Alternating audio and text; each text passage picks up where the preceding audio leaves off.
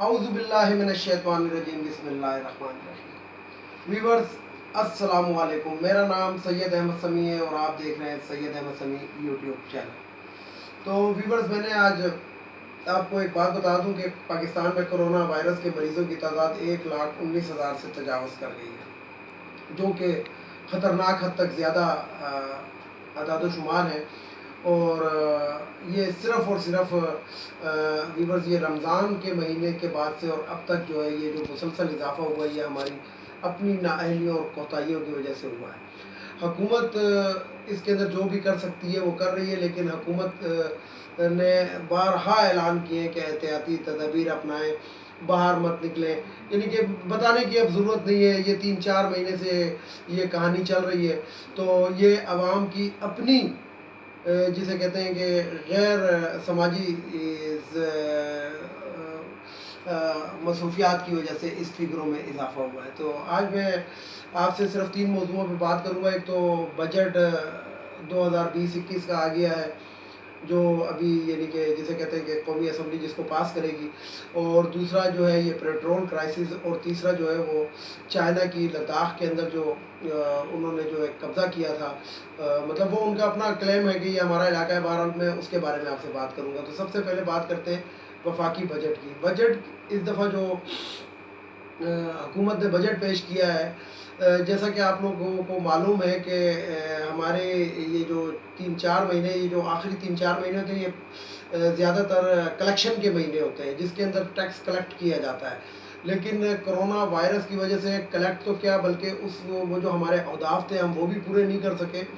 اور جس کے اندر حکومت کو بلکہ عوام کو بھی ایک ریلیف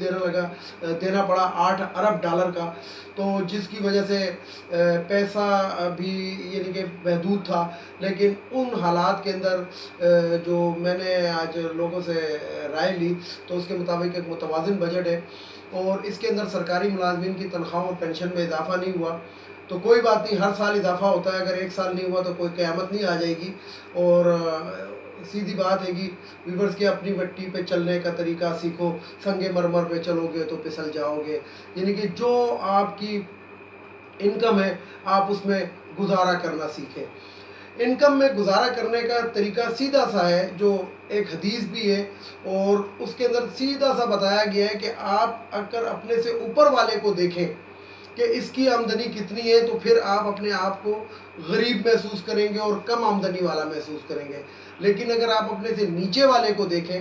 تو آپ کو اس کے مقابلے میں اپنی آمدنی بہت بہتر محسوس ہوگی، اور اس کے اندر آپ اپنا بہترین قسم کا گزارا کر سکتے ہیں۔ تو یہ بجٹ کے اعداد و شمار کل تک پبلک ہو جائیں گے، کیونکہ ابھی اس کی زیادہ تر تفصیلات آئی نہیں ہیں۔ لیکن یہ ہے کہ اس حکومت نے جو اس سال جو تعلیمی بجٹ کے اندر ریکارڈ اضافہ کیا ہے 70 سالہ تاریخ کے اندر، یہ ایک خوشحال بات ہے کہ جو ہماری بیسک ہی تعلیم ہونی چاہیے۔ اگر ہمیں ان موٹر ویز کا کوئی فائدہ نہیں ہے کہ جس کے اوپر جو ڈرائیور چل رہا ہے وہ جاہل ہو، تو ہماری کوشش یہ ہونی چاہیے کہ ہم اپنے آپ کو تعلیم کے میدان میں اتنے آگے لے آئیں کہ ہمیں کسی قسم کا کوئی پرابلم نہ پڑے۔ دیکھیں ویورز، اس ملک کے اوپر جو 35 سال ایک اشرافیہ نے حکومت کی ہے، اس کے اندر آپ یہ اندازہ لگا لیں کہ تعلیم کے اندر ہم بنگلہ دیش، نیپال، بھوٹان، مالدیپ سے پیچھے ہیں، اور سری لنکا، ہم ان سے پیچھے ہیں۔ ہمارا روپیہ جو ہے وہ ایون کہ افغانستان سے بھی ہمارا نیچے ہے، انڈیا سے اور بنگلہ دیش سے بھی ہمارا نیچے ہے۔ اور ہمارے ملک کے اندر جو یہ بیسیکلی جو غربت کی تعداد بڑھی ہے وہ صرف اس لیے بڑھی ہے کہ یہاں پہ جو چند خاندان حکومت کرتے رہے ان کی اثاثوں میں بے انتہا اضافہ ہوا ہے، لیکن جو ہمارے عوام ہے وہ اسی وجہ سے غریب ہوئے کہ ہمارے عوام کی طرف ہمیں سب سے پہلے تو تعلیم سے دور رکھا گیا، اور اس کے بعد ہمیں سیاسی شعور ہمیں پیدا نہیں کیا گیا۔ تو یہ تو تھی بجٹ کی بات۔ اب آتے ہیں ویورز دوسری جانب پیٹرولیم کی۔ یہ جو اس ٹائم پیٹرول کا جو پاکستان میں بحران چل رہا ہے، تو ویورز یہ بہت سوچی سمجھی سازش ہے، اور یقین جانیں کہ میں آپ کو ایک بریکنگ نیوز دے رہا ہوں۔ ہو سکتا ہے کہ یہ کسی اور ذرائع سے بھی آپ کو پتہ لگ گئی ہو، لیکن میں بہرحال میں اپنی طرف سے اس کو بریکنگ نیوز اس لیے کہوں گا کہ میں نے اس کے اوپر یہ تقریباً 1 تاریخ سے یہ کرائسس چل رہا ہے پیٹرول کا، اور یہ جو 2 دن میں اپنی ویڈیو ریلیز نہیں کر سکا، میں اسی تحقیق میں لگا ہوا تھا کہ آخر یہ پیٹرولیم کا بحران کیوں ہے.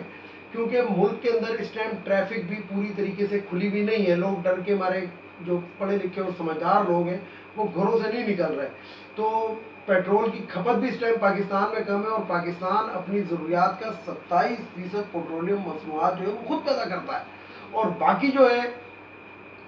وہ ہم باہر سے منگواتے ہیں. تو اگر دیکھیں کہ 27 کے بجائے چلے اس ٹائم اگر ٹریفک 50% ہے تو یہ بحران نہیں آنا چاہیے تھا. لیکن میں آپ کو ایک بریکنگ نیوز دے دوں. وہ بریکنگ نیوز یہ ہے کہ مریم نواز صاحبہ، مریم صفدر ویسے ان کا نام ہے لیکن وہ اپنے باپ کو ابھی تک اپنے ساتھ جوڑے رکھتی ہیں. تو مریم نواز صاحبہ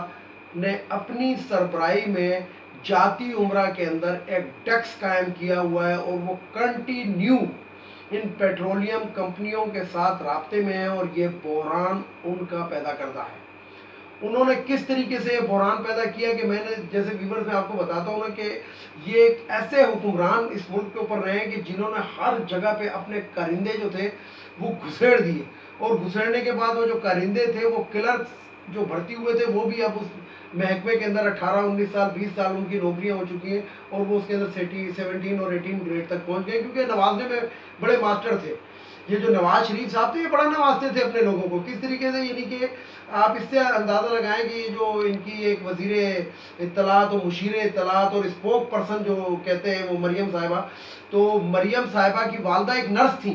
اور نرس سے ان کو پروموٹ کر کے 17 گریڈ میں کر دیا گیا تھا.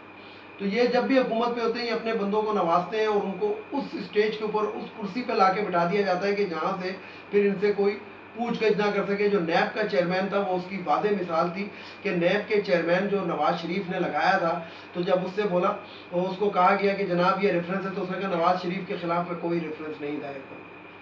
تو ویورز یہ جو پیٹرولیم کا جو پاکستان کے اندر جو بحران اس نے، کیونکہ دیکھیں ویورز پی ایس او کا جو بھی پیٹرول پمپ ہے وہاں سے وافر مقدار میں پیٹرول مل رہا ہے، اور وہ پیٹرول یعنی کہ یہ نہیں ہے کہ وہ کہہ رہے ہیں کہ نہیں جی یہ گاڑی کے اندر ہم 1000 کا ڈالیں گے اور موٹر سائیکل میں 100 روپے کا، نہیں، وہاں پہ آپ جتنا مرضی ڈلوائیں آخر وہاں پہ کہاں سے آ رہا ہے.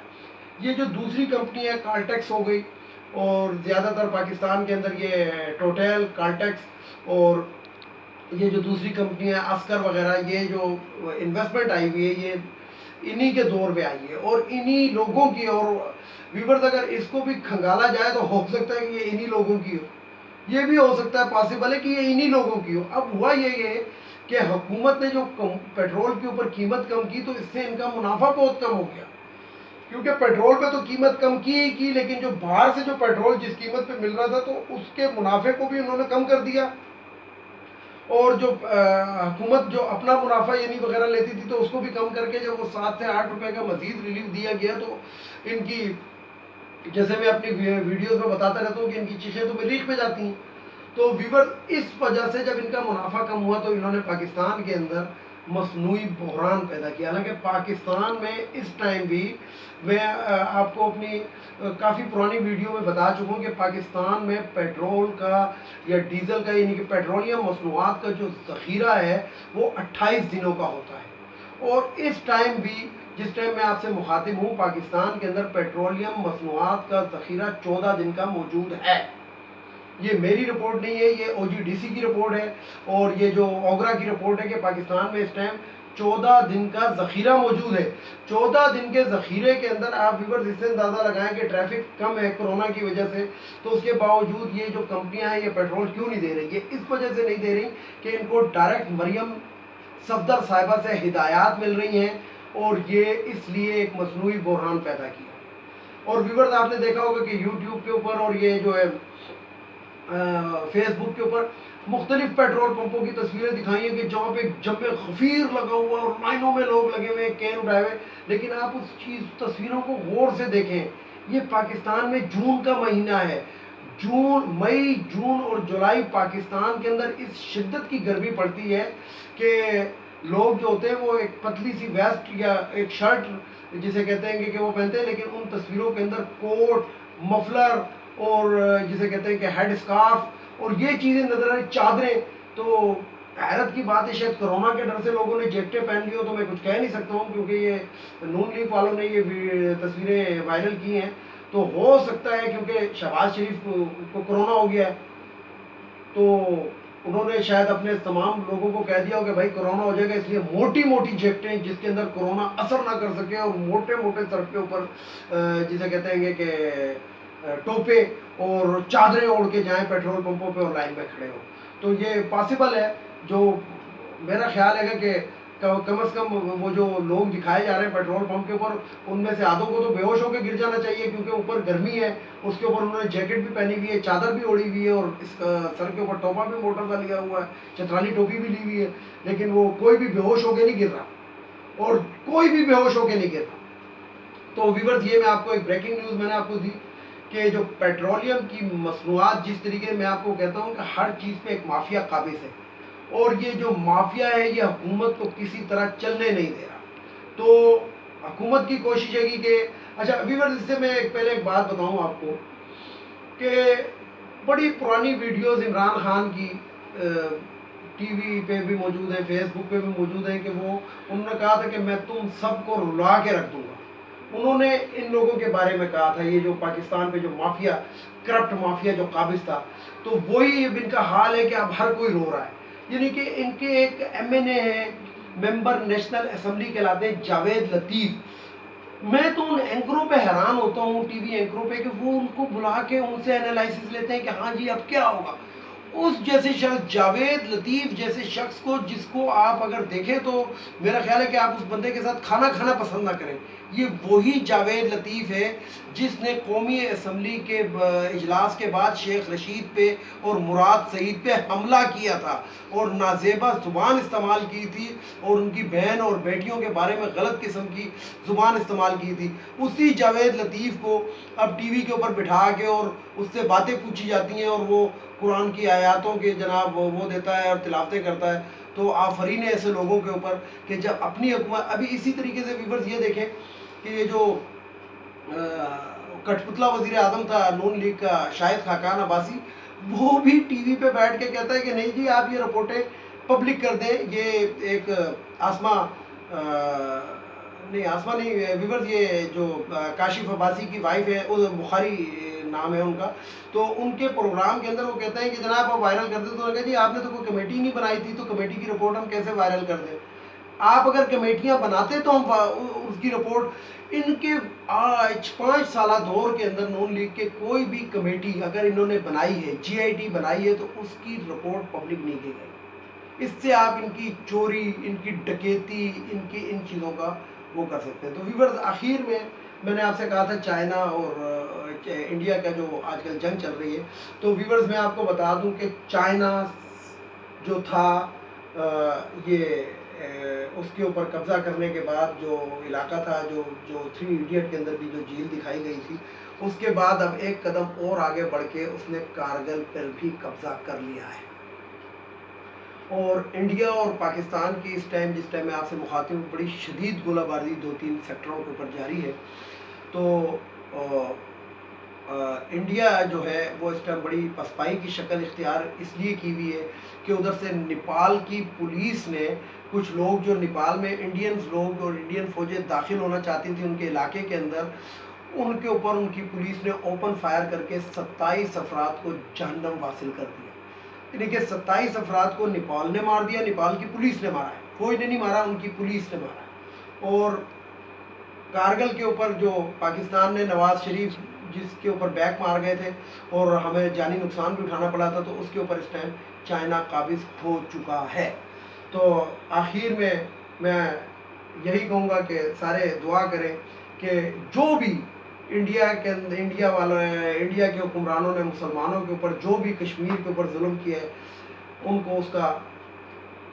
سبق ضرور ملے، اور ان کو اس کا جسے کہتے ہیں کہ جو انہوں نے گناہ کیا ہے اس کی سزا ضرور ملے. تو پاکستانی عوام و ویورز کو اس کے ساتھ ہی اللہ حافظ. ویڈیو کو لائک کریں، شیئر کریں، سبسکرائب کریں اور بیل آئیکن کے بٹن کو ضرور دبائیں.